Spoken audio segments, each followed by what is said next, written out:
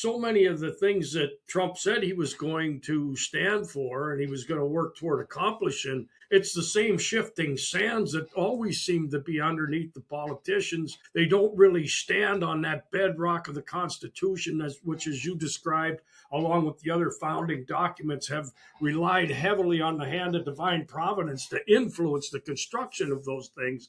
And we have no solid bedrock. So it's whichever way the political winds blow.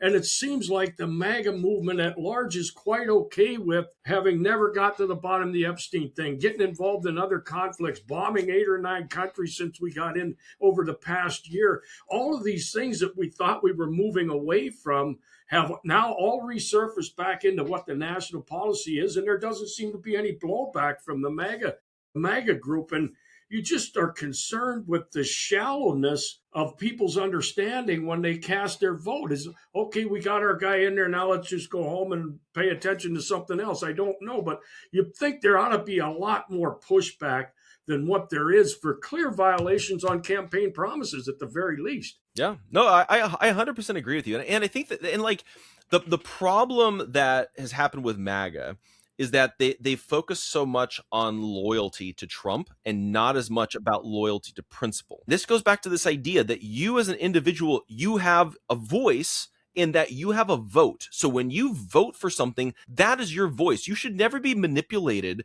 into voting a particular way out of fear, out of any kind of tactic, out of fear of blowback or loyalty or anything like that. Your vote is your sacred vote, which means it's your voice in order to speak into the process of our country on which direction you want this country to go. You know, this is this idea of we the people.